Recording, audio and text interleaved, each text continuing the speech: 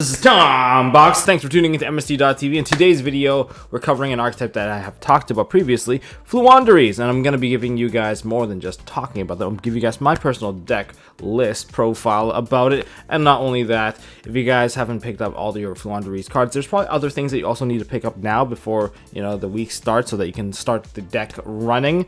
Then, well, pay attention to this deck profile here, and different from my typical deck profiles, we're going to go into the different lines of play and the weaknesses as well in this deck and how to kind of cover your bases on those weaknesses. So for you guys out there, smash the thumbs up button, hit subscribe, ding notification bell, help me beat the algorithm gods. I really appreciate you guys for doing so. And if you guys want to do so, check out my stream at MST.TV_TomBox at Twitch. Yeah, I stream from time to time, and I would love to duel you guys sometime on there. And anyways, that aside, let's jump into this profile. Beginning with the main deck roster, the key monster that we always want to start with is Floowandereeze and Robina. A play set of this, you have to max out on this because you want to see this in threes. This one searches for the Eaglin. Eaglin you essentially use to the big monster, so this is level 4 or lower, giving you your barrier statue. This is the toolbox searcher. Whereas Eaglin is your boss monster searcher, level 7 or higher. Wing beast monster can be searched when you normal summon out this card. Very important is that you have to know that you have to successfully resolve the first effect of these monsters on their normal summon trigger to continue to normal summon. So if they get negated, the searches get cancelled, or they just don't get to resolve properly, you will not be able to continue your flow of summon. So this one has to search for a big monster to do so, which is really good because then you can actually tribute summon it right away because all of them have that normal summon clause, which lets them continue. Now as for actual toolbox pieces, we have 2 copies of Street. Street is really useful for anything grave centric. You can use it to take out like Eldritch cards and like just stuff in the graveyard that needs to activate during the end phase. Street is really good for taking care of that. But don't forget to use Street to banish your own cards out of your own graveyard so you can add them back with Token. Token can add back any of your Floowandereeze cards that are banished, and which is why it synergizes really nicely with the field spell. But this is essentially really important for the grind game.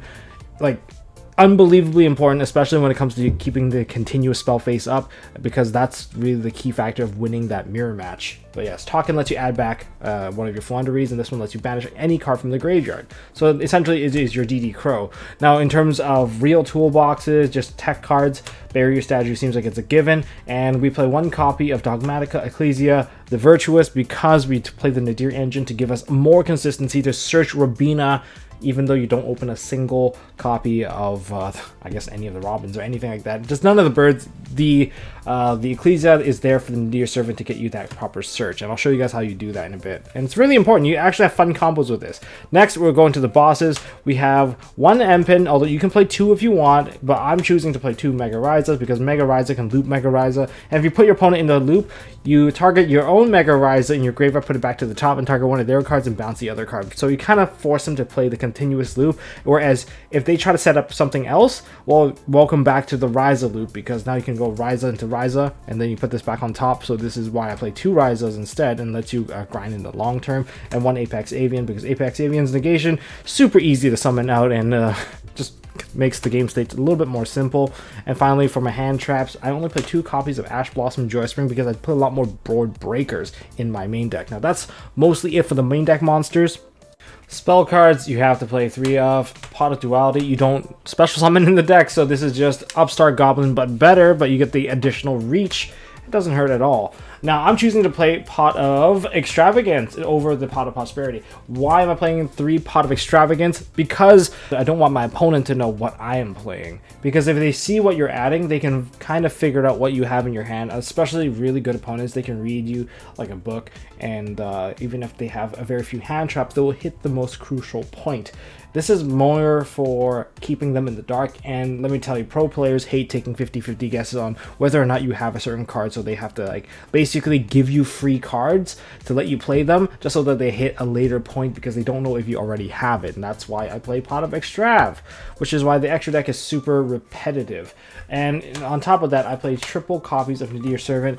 Not only do you get to add the Ecclesia, you'll also be able to add Robina into your hand, and I'll show you guys how you do that. In fact, you get to summon both Ecclesia and Robina, which is really magnificent. You don't have to make a choice between the 2, you get to summon both. and I'll show you guys why, because M-Pen's broken. Then we have Terraforming, and we have our triple field spell right here. We have Magnificent Map, banishes a card, and then you get to get an additional normal summon and acts as a trap card for your opponent. Whenever they normal summon, you trigger it, and you get to normal summon out of your hand a Floowandereeze monster. So it doesn't care about the level on this one, so if you have M-Pen in your hand or Snowl in your hand, you get to just Tribute to and summon that out as well. So that's also an option. Or if you have the continuous spell up, let's just say it's a really rough time for your opponent because things are getting sent all over the place and into the graveyard. So we have Floowandereeze and the Unexplored Winds. Maintain this card face up at all times while you have the field spell or the trap card that lets you give another normal summon, and you will wreck your opponent's board. This card acts as so many disruption. It's also not once per turn because technically all it does is offer you a new way to, I guess, tribute summon.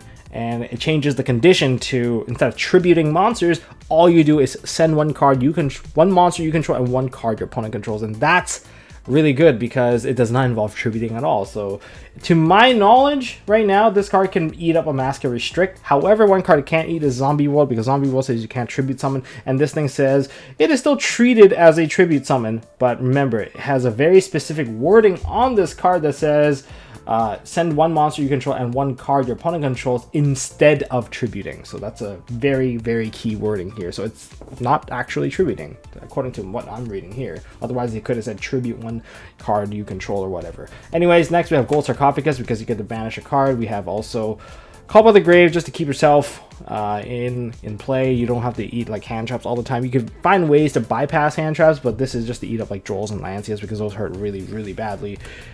These are in black sleeves because I pulled these from my ABC deck, but yeah, we play triple Cross of Designator. In this particular deck, this card plus a Nadir Servant will get you to where you want to go. You can get the Rabina play complete with Crossout Designator, banishing one of your own cards, and you can also use this kind of like a mini Gold Sark as well, because if you have the correct normal summon, you get to basically get the card back. Now, not the turn that you activate this card, no, because like that card's still negated, and you can also use this for chain blocking, because that card can still activate even though it is negated, causing you to do a Chain Link 1, Chain Link 2, so Ash is still blocked out, which is still decent enough in my opinion. And we play a pair of Book of Moons because your cards don't care about going face down, and these are just imperm dodges, and you can also use these to eat up stuff like Sword Soul Chi-Shao so that they can't negate your card, and you also potentially even turn off their blackout. Second card that you turn off is the Baroness.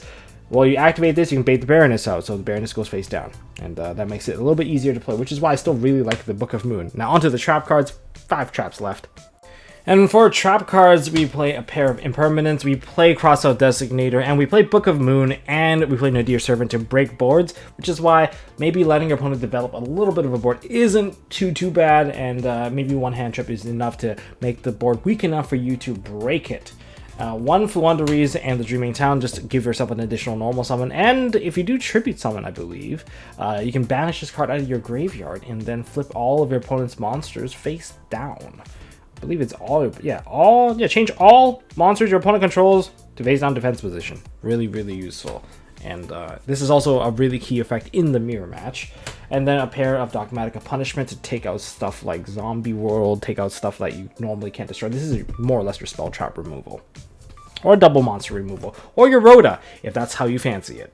Now, as we get into the extra deck, make sure you guys check out MSTmerch.com for these beautiful fire orange MST.TV sleeves, matching our, of course, our channel logo and everything. This is a really beautiful sleeve, and I believe our bundles are running out. Luckily, we did just restock on over sleeves, and these are called the Extra Shield, so no one complains about having a bit of extra shield to protect your asset. And if you guys got really beautiful Konami over sleeves or any kind of sleeve that you want to protect, these are potential options that you guys can go for. They come in a pack of 60, and let's get into our extra deck here.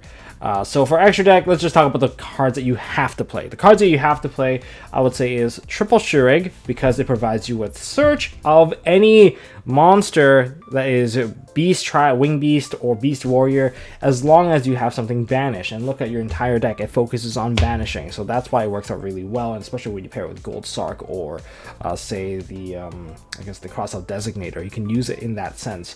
If you want to get an additional draw, Verigid is a very good option to help you dig stick an additional card deeper into the deck, and you're sending everything into the graveyard because that's the graveyard trigger. And we also have a playset of Natis, so you can pop cards and pop removal and basically just out some of the problems that are on the field. That's really it. That's all you really care about. That's all you should care about. But then we also have some filler just in case your opponent plays like Maximus on you.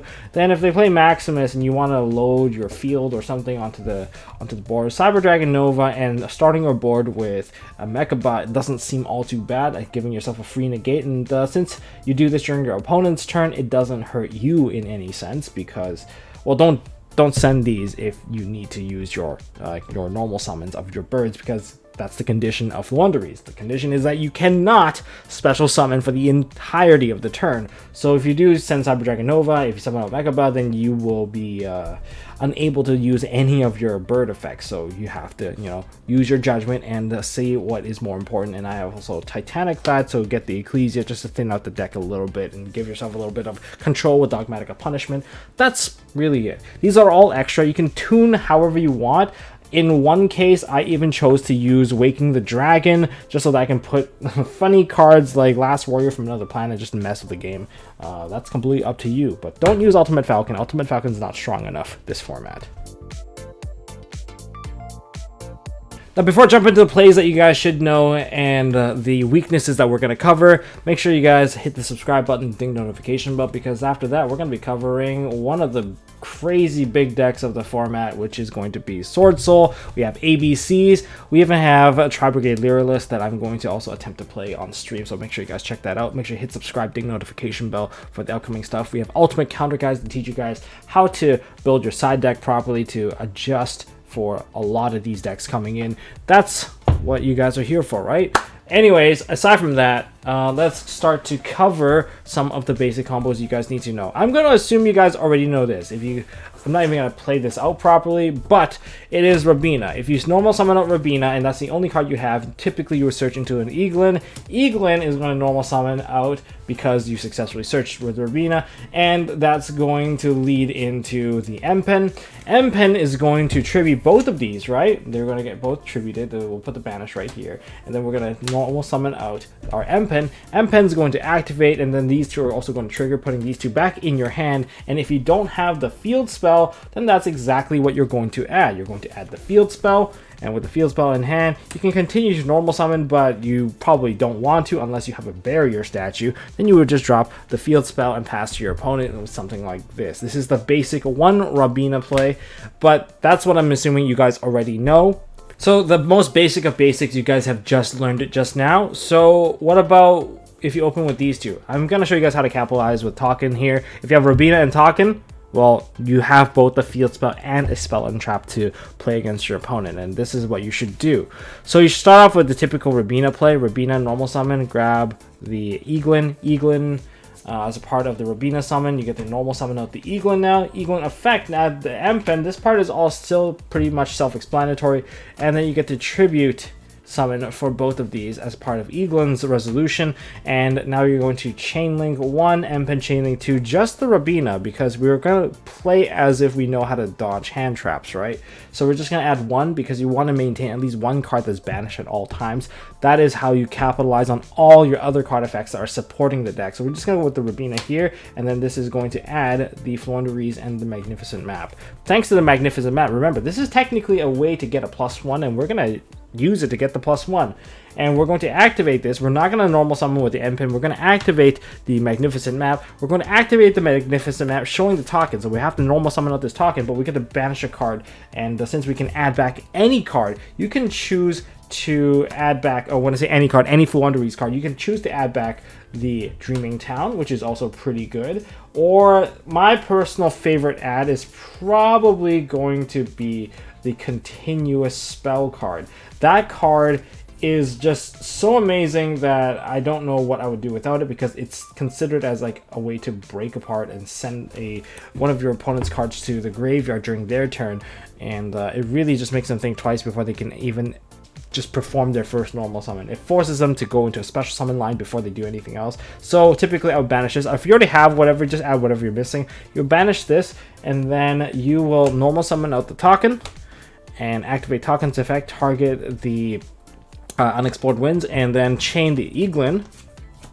And now you can add both of these into your hand. Now you can activate this card. If you really feel like cycling your hand and like you don't need these cards, if you already have another bird in your hand, then you can use the Unexplored Winds to put these away to the bottom of the deck and maybe draw 2 cards, you know, something like along those lines. So this is how you play with the Talkin already in your hand. It's a bit greedy, but I think it's still worth it to play because it is giving you more advantage over your opponent. All right, next one here. This is a very important play you should know with this current build with the Nadir Servant, is that Crossout Designator plus the Nadir Servant is a full board, and I believe you even have Dogmatic Punishment behind the back, and you get to summon both the bird and the Ecclesia. How do you do it? Some of you guys might be asking.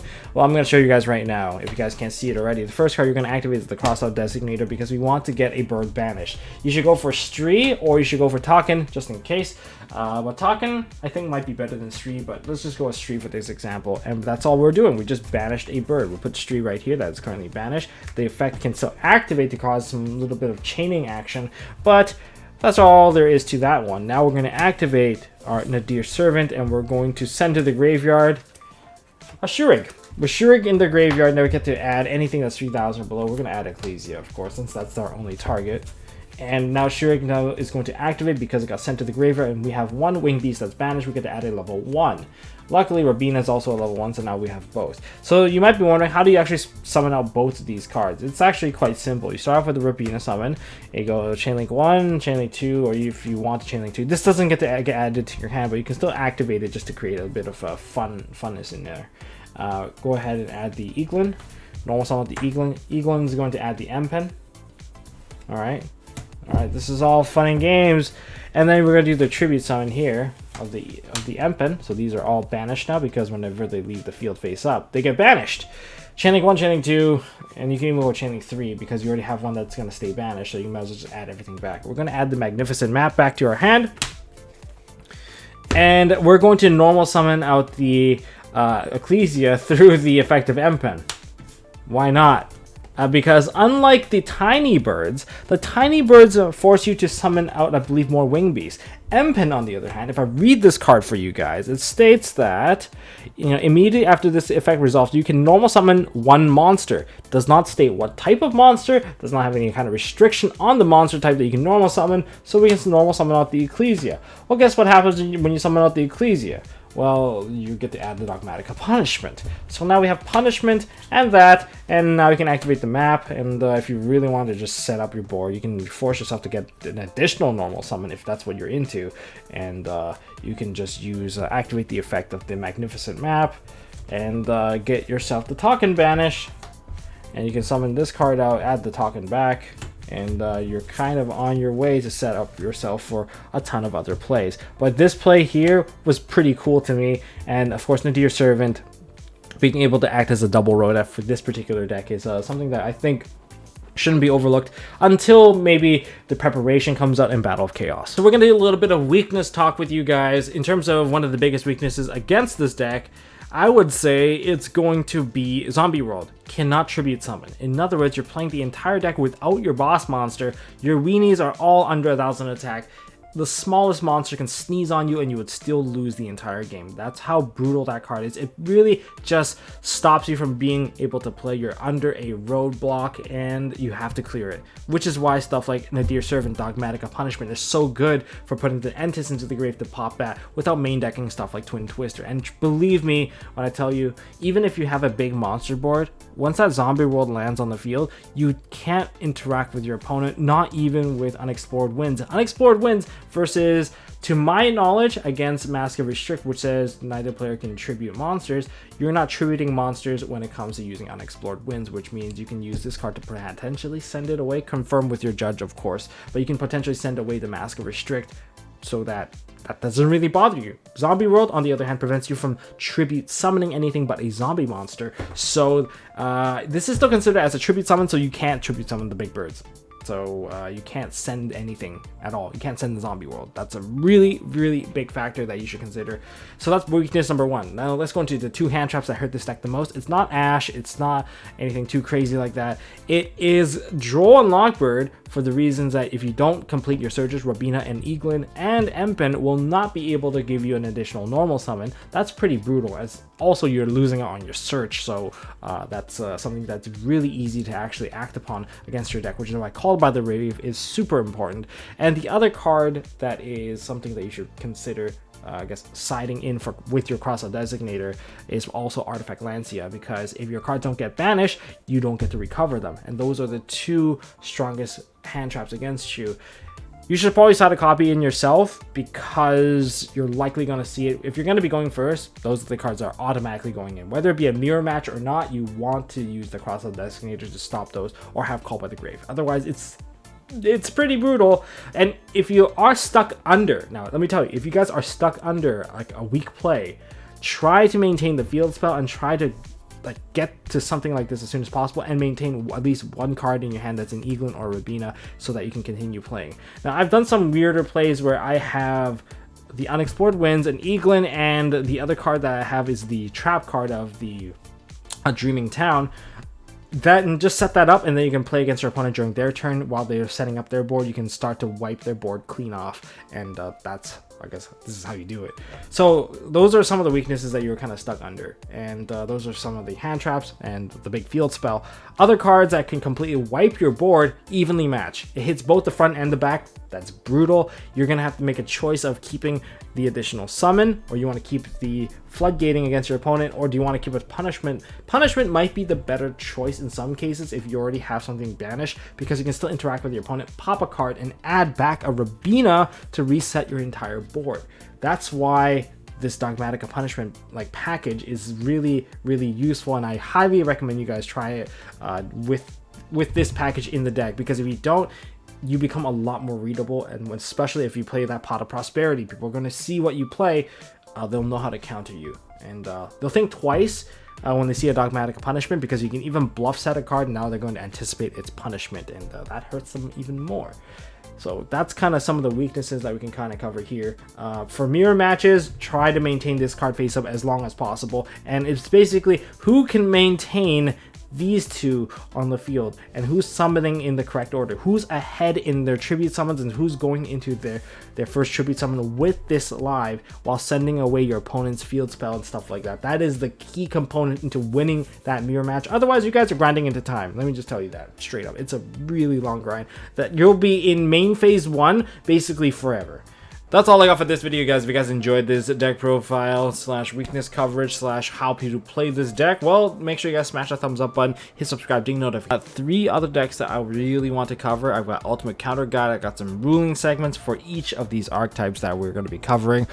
Smash the thumbs up button. Make sure you guys don't get screwed over, especially with live events coming up. You guys want to be on your tip-top shape, and I'm here to help you guys out. And maybe hopefully I'll see you guys at Pasadena. You know, and until next time, see you guys in the next one.